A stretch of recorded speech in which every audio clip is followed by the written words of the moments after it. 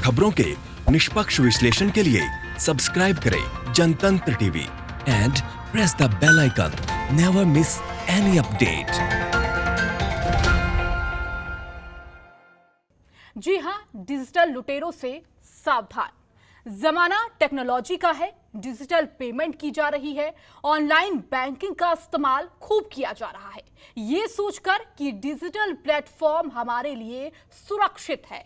लेकिन ये सोच हमारी भूल साबित हो रही है, क्योंकि टेक्नोलॉजी के जमाने में लुटेरे भी डिजिटल हो गए हैं। अब ये लुटेरे बंदूक या चाकू के दम पर लूट को अंजाम नहीं दे रहे, बल्कि उसी टेक्नोलॉजी का इस्तेमाल कर लाखों का चूना लगा रहे हैं, जिसका इस्तेमाल कर हम और आप सुरक्षित महसूस कर रहे हैं। तो और इस पूरे मामले पर चर्चा करने के लिए हमारे साथ साइबर एक्सपर्ट पवन दुग्गल हमारे साथ मौजूद है। पवन जी, आपका बहुत बहुत स्वागत है जनतंत्र टीवी पर। तो लगातार आपको बता दें कि साइबर अपराध पर पुलिस की सलाह क्या कुछ होती है। लगातार आपको बता रहे हैं कि किस तरीके से किसी लिंक पर सावधानी के साथ क्लिक करें। कोई भी लिंक आपके फोन पर आता है, लेकिन पहले उसे पढ़ें, उसके बाद ही उसे अलाउ करें। साइबर अपराध पर पुलिस ये भी सलाह देता है कि कोई भी जानकारी शेयर करने से पहले उसको पढ़ लेना चाहिए। संवेदनशील व्यक्तिगत जानकारी को शेयर बिल्कुल भी ना करें। इसके साथ ही साथ घर का पता, अकाउंट डिटेल, फोन नंबर कम से कम शेयर करें। कोविड-19 की मुफ्त जांच वाले ईमेल भी आजकल आ रहे हैं, उन ईमेल से भी सावधान रहे, क्योंकि उससे भी आपकी जो साइबर क्राइम है वो भी बढ़ रहा है। किसी बैंक का ब्रांच मैनेजर बनकर आपको कॉल आ सकता है। कॉल करने वाला आपसे आपके बैंक अकाउंट की डिटेल मांगता है, तो एक हेलो आपको बना सकती है कंगाल। लकी ड्रॉ का विजेता बताकर आपको उपहार का लालच भी दे सकता है। फिशिंग ईमेल या स्मार्टफोन पर आने वाले लिंक वाले मैसेज भेजे जा सकते हैं। तो लगातार हम इस पर चर्चा करने के लिए हमारे साथ साइबर एक्सपर्ट पवन दुग्गल हमारे साथ जुड़ चुके हैं। पवन जी, आपका स्वागत है जनतंत्र टीवी पर। सबसे पहला सवाल यही कि जैसे जैसे टेक्नोलॉजी बढ़ रही है, जो क्रिमिनल है वो भी नया नया तरीका इजाद कर रहे हैं। अब तो ये जो तरीका जनधन योजना को लेकर आया, बेहद चिंतनीय है। किस तरीके से अब वो अपने क्रिमिनल का जो पैसा है, जो अपना मनी है, वो अब जनधन योजना में ट्रांसफर करते हैं। कैसे इससे बचा जा सकता है और कितना खतरनाक है ये? पवन जी तक हमारी आवाज नहीं पहुंच रही है, लगातार उनसे कनेक्ट होने की कोशिश करेंगे और बताएंगे कि किस तरीके से साइबर क्राइम जिस तरह बढ़ रहा है उससे कैसे आप बचें और किस तरीके से क्या कुछ उपाय करें, क्या कुछ सावधानी बरतें जिससे हम इससे बच सकते हैं। तो लगातार आपको बता दें कि साइबर क्राइम एक ऐसा क्राइम बनता जा रहा है जो हमारे जीवन से लगातार जुड़ रहा है। हम लगातार ऑनलाइन ट्रांजैक्शन करते हैं, कई सारी चीजें ऑनलाइन करते हैं, मनी ट्रांसफर करते हैं, शॉपिंग करते हैं, लेकिन इसका फायदा कोई लुटेरा जो घर बैठे ही आपके अकाउंट को हैक कर सकता है, आपके अकाउंट से पैसे जब्त कर सकता है, आपकी प्राइवेसी को खलन डाल सकता है। उस पर तमाम चीजें हैं जो इस वक्त साइबर क्राइम की घटनाएं बढ़ती जा रही है। तो पिछले कुछ सालों से भारत में भी साइबर क्राइम के कई हिस्से आ गए हैं। कई तरह की श्रेणियां भी होती हैं, जिसमें आपकी कुछ प्राइवेट चीजों का भी हैक किया जा सकता है, आपका अकाउंट हैक किया जा सकता है, आपकी प्राइवेट फोटो हैक की जा सकती है। तो साइबर क्राइम के भी कई श्रेणियां होती हैं। तो आपके जनधन अकाउंट डिजिटल डकैतों पर अब उनकी नजर है। आपके अकाउंट में फ्रॉड तरीके से लूटा गया पैसा ट्रांसफर कर देंगे, तो अपने जनधन अकाउंट पर भी नजर रखें। आपके अकाउंट में फ्रॉड तरीके से लूटा गया पैसा भी ट्रांसफर किया जा सकता है। किसी बैंक का ब्रांच मैनेजर बनकर आपको कॉल आ सकती है। तो कोरोना संकट के दौरान ये क्राइम, साइबर क्राइम बहुत बड़ा है। दिल्ली एनसीआर में साइबर क्राइम की शिकायतों में कई गुना बढ़ोतरी देखने को मिली है। 50% से अधिक मामले वित्तीय धोखाधड़ी से जुड़े हैं। डिजिटल लुटेरों से कैसे सावधान रहें, इस पर चर्चा हम करेंगे। हमारे साथ एक्सपर्ट पवन दुग्गल हमारे साथ जुड़ चुके हैं। पवन जी, जिस तरीके से हम देख रहे हैं, जिस तरीके से टेक्नोलॉजी बढ़ रही है, लुटेरे जो अपराधी हैं उनके भी तरीके अलग हो रहे हैं। अब जनधन जो खाता है उसका प्रयोग किया जा रहा है, अपने गुनाहों का पैसा अब जनधन अकाउंट में डाला जा रहा है। कितना खतरनाक है ये? मुझे लगता है अत्यंत भयावह है ये सिचुएशन। उसका कारण ये है कि भारत शायद साइबर सुरक्षा के प्रति बहुत ज़्यादा तैयार नहीं रहा है। अगर पिछले दशक में हम देखें तो पाएंगे कि भारत ने केवल लिप सर्विस प्रदान किया है साइबर सुरक्षा को। भारत के पास कोई साइबर सुरक्षा संबंधी कानून भी नहीं है जो इस तरह की चुनौतियों को निपटने में हमारी सहायता प्रदान कर सके। जो भारत का सूचना प्रौद्योगिकी कानून है वो स्पष्ट तौर पर साइबर सुरक्षा के विभिन्न पहलुओं और परिस्थितियों को परिभाषित नहीं करता है। यहाँ तक कि जो राष्ट्रीय साइबर सुरक्षा नीति हुई थी 2013 की, वो भी एक कागजी घोड़ा बनकर रह गई। तो इस संदर्भ में जब जहाँ पर आज ये वर्तमान न्यू ग्राउंड रियलिटीज आ रही है, मुझे लगता है भारत को पुनः से साइबर सुरक्षा पर ज्यादा तवज्जो और महत्व देना पड़ेगा और ठोस कारगर कदम उठाने पड़ेंगे ताकि भारत की साइबर सुरक्षा में सेंध ना लगाई जा सके। जी, तो इसके साथ ही साथ पिछले कुछ सालों से देखा जाए तो साइबर क्राइम भारत के आम लोगों के लिए और भारत के लिए एक जीवन का हिस्सा बन गया है। हर साल कितने मिलियन होते डॉलर अमेरिकी, जितने नुकसान होता है भारत को, दुनिया में भी कई सारे ट्रिलियंस ऐसे हैं कि जितना नुकसान होता है इस वजह से, लेकिन इस पर कदम कोई उठाया नहीं जाता है। देखिए, अंतर्राष्ट्रीय लेवल पर भी अगर आप देखें तो आंकड़े काफी भयानक हैं। एक सर्वे आया है जो कहता है कि 2020 के आखिर तक पूरी दुनिया भर लगभग 6 ट्रिलियन डॉलर से ज्यादा गवा देगी इस तरह के साइबर सुरक्षा की सेंधों की और साइबर क्राइम्स की वजह से। अब अंतर्राष्ट्रीय स्तर पर मैं देखता हूं तो मुझे वैक्यूम नजर आता है। क्यों? क्योंकि कोई अंतर्राष्ट्रीय स्तर पर साइबर लॉ मौजूद नहीं है। लिहाजा विभिन्न प्रकार के राष्ट्र अलग अलग अपने राष्ट्रीय स्तर पर साइबर सुरक्षा कानून लेकर आ रहे हैं, लेकिन ये कानून केवल उनकी टेरिटोरियल बाउंड्रीज के अंतर्गत ही लागू हैं, उनकी कंट्रीज के बाहर लागू नहीं है। तो कहीं ना कहीं सामंजस्य स्थापित करने की आवश्यकता है। अंतर्राष्ट्रीय स्तर पर मापदंडों की आवश्यकता है जिन पर सरकार और राष्ट्र जो है वो अग्री कर सके, ताकि किस तरह का बिहेवियर स्टेट बिहेवियर माना जाएगा और एक्सेप्टेबल होगा और किस तरह के नॉर्म्स और बिहेवियर को अनएक्सेप्टेबल करार दिया जाएगा। तो उस पर काफी शोध हो रहा है। यूनाइटेड नेशंस की 2 वर्किंग ग्रुप्स हैं जो काम कर रहे हैं। उम्मीद है कि अगले साल 1.5 साल में इस पर ज्यादा क्लैरिटी आए। इसके साथ ही साथ हम अपने दर्शकों को बता रहे हैं साइबर क्राइम क्या होता है, किस तरीके से बचा जा सके। आपसे भी समझना चाहेंगे, साइबर क्राइम कई श्रेणियों में भी होता है। कोई आपके अकाउंट को लेकर होता है, प्राइवेसी चीजों को लेकर होता है। तो ये श्रेणियां क्या है, किस तरीके से समझा जा सकता है? साइबर क्राइम्स को अगर आप विभाजित करना चाहते हैं तो 3 मुख्य श्रेणियों में विभाजित कर सकते हैं। पहली श्रेणी होती है साइबर क्राइम अगेंस्ट पर्सन्स, जहां पर साइबर क्राइम का मुख्य उद्देश्य कोई व्यक्ति विशेष होता है। अब ये व्यक्ति विशेष या तो किसी कारणवश टारगेट किया जाता है, जैसे इसमें साइबर डेफेमेशन हो गई, साइबर न्यूसेंस, साइबर हैरेसमेंट जैसे साइबर क्राइम्स आते हैं। जो दूसरी श्रेणी होती है साइबर क्राइम्स की, उसे हम साइबर क्राइम्स अगेंस्ट प्रॉपर्टी बोलते हैं, जहां पर टारगेट किसी प्रॉपर्टी या डेटा को किया जाता है या सिस्टम को किया जाता है। और इस श्रेणी में उदाहरण जो साइबर क्रिमिनल्स के आते हैं, साइबर क्राइम्स के, उनमें हैकिंग और क्रैकिंग शामिल है। जो तीसरी श्रेणी होती है उसे हम बोलते हैं साइबर क्राइम्स अगेंस्ट नेशंस, यानी किसी राष्ट्र के विरुद्ध आप क्राइम करते हैं।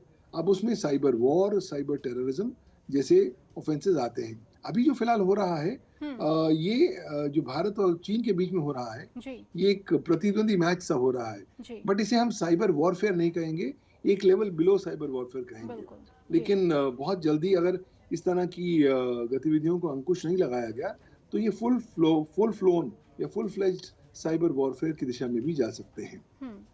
जी पवन जी, इसके साथ ही साथ अगर हम समझे कि लगातार कानून तो हमारे देश में भी है, इस पॉलिसी को लेकर क्या कुछ करना चाहिए, किससे गिरफ्तारी होती है, बहुत सारे कानून हैं, लेकिन इसके बावजूद अगर साइबर क्राइम हो रहा है तो आपको नहीं लगता इसमें सख्ती की जरूरत है, पॉलिसी बदलने की जरूरत है, इसमें बैंकिंग के कुछ लोगों को, सेक्टर्स को जोड़ने की जरूरत है, उन एजेंसियों को जोड़ने की जरूरत है जो उस पर काम कर रही है, एक अलग टीम बनाने की जरूरत है इसके लिए?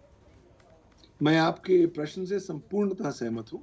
उसका कारण है कि आप आज अगर आप देखें तो पाएंगे कि हमारे कानून में सख्ती मौजूद ही नहीं है। हमारे यहाँ जो सूचना प्रौद्योगिकी कानून है, जब सन 2000 में बना था तो अधिकांश साइबर क्राइम्स उसमें गैर जमानती अपराध हुआ करते थे, तो लोगों के दिलों में डर होता था कि भाई पकड़े गए तो जेल जाना होगा।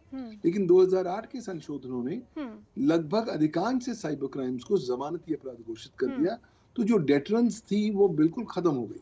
लोगों को लगता है भाई चलो मुकदमा होगा भी तो क्या, जमानत तुरंत मिल जाएगी, फिर उसके बाद हम क्या करेंगे, अपने विरुद्ध जो इलेक्ट्रॉनिक एविडेंस है उसको नष्ट करेंगे और उसके बाद आराम से बैठ जाएंगे, क्योंकि कोई कन्विक्शन नहीं होने वाली।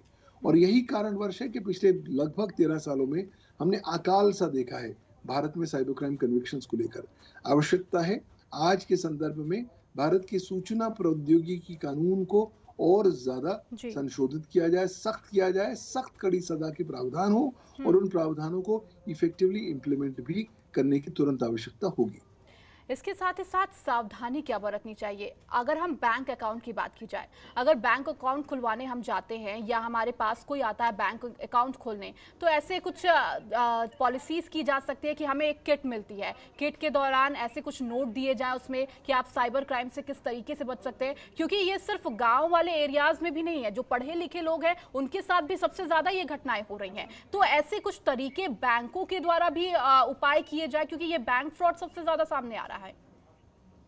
मुझे लगता है बैंकों की एक बहुत अभिन्न भूमिका रहती है इस दिशा में ज्यादा जागरूकता फैलाने में। अभी जो बैंक्स कर रहे हैं वो सिर्फ लिप सर्विस करते हैं। जी। मुझे लगता है कि उन्हें साइबर क्राइम्स के प्रति जागरूकता और फैलाने में, खासतौर पर बैंकिंग सेक्टर में और ज्यादा योगदान देने की आवश्यकता है।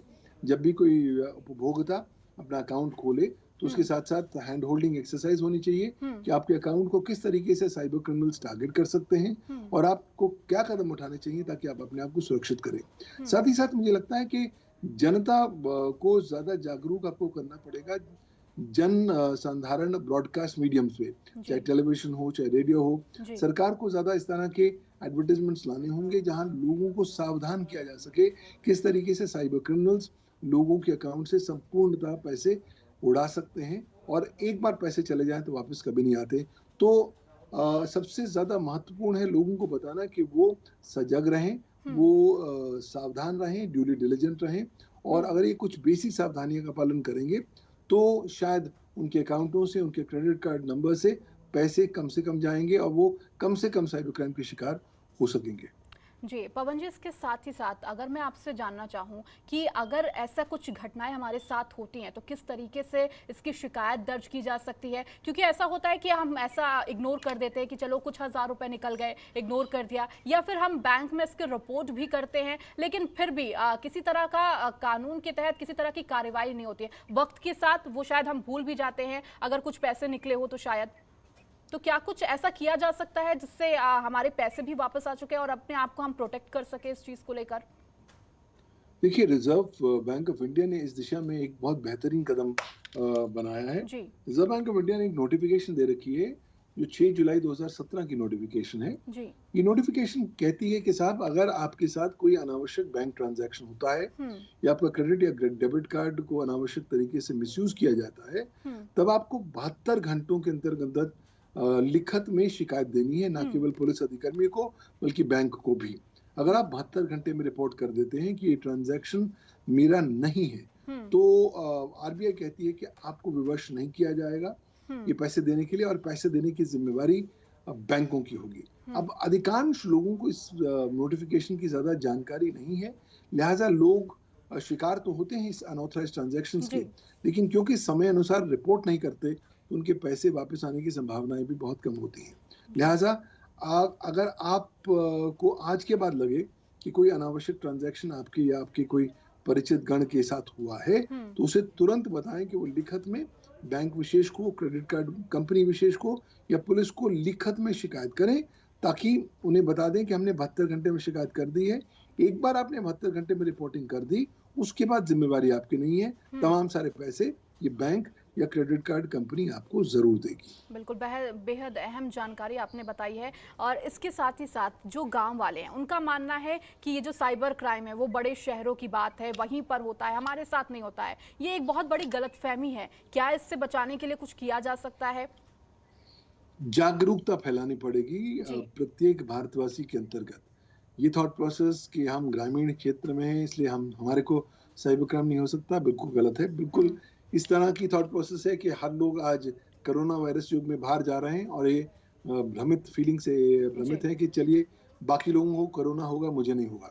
देखिए, साइबर क्राइम आज पूरी तरह सर्वव्यापी बन चुका है और खास तौर पर साइबर क्रिमिनल्स आज आजकल सेमी अर्बन और रूरल एरियाज पर फोकस इसलिए कर रहे हैं क्योंकि अभी भी वहां पर लोग विश्वासी हैं, उनसे जानकारी लेना आसान है और उनको साइबर क्राइम का शिकार बनाना ज्यादा आसान है। जामतारा जैसे क्षेत्र भी बिहार में आ चुके हैं, जहां पर एक ग्रामीण क्षेत्र में साइबर क्राइम को करने का एक केंद्र सा उत्पन्न हो चुका है। तो इसलिए जितना ज्यादा आप लोगों को जागरूक बना पाए, मुझे लगता है उतना ही उनसे ज्यादा सशक्त उन्हें बता पाएंगे। आखिर में एक सवाल जानना चाहूंगी कि अगर हमें अपने जीवन में इस क्राइम का हिस्सा नहीं होना है, साइबर क्राइम का हिस्सा नहीं बनना है, तो किन किन चीजों की सावधानी रखनी चाहिए?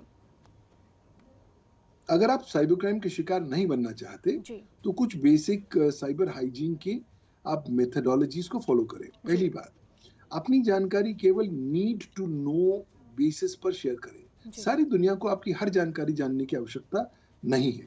दूसरा, अपने डिवाइसेस को सुरक्षित रखें, यानी कि चाहे फोन हो या लैपटॉप हो, उसमें अच्छा एंटीवायरस डाल दें, अच्छा फायरवॉल डालें।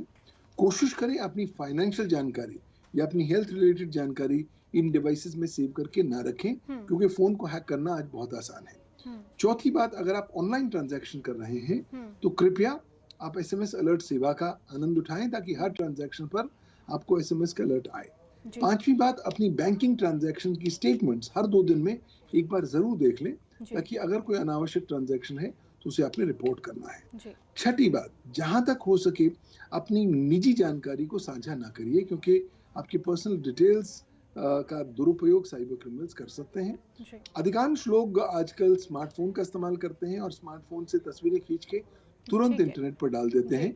वैसा नहीं करना चाहिए। अल्टीमेटली जितने आप सावधानी बरतेंगे, साइबर सुरक्षा को जीवन जीने की शैली के स्वरूप में अडॉप्ट करेंगे, उतनी ही कम संभावना है कि आप साइबर क्राइम के शिकार हो पाएंगे। ठीक है पवन जी, बहुत बहुत शुक्रिया तमाम बातचीत करने के लिए, इतनी अहम जानकारी देने के लिए। तो सतर्क रहें और सावधान रहें और लगातार अपनी अहम जानकारी, अपनी पर्सनल जानकारी शेयर किसी से भी ना करें। खबरों के निष्पक्ष विश्लेषण के लिए सब्सक्राइब करें Jantantra TV and press the bell icon. Never miss any update.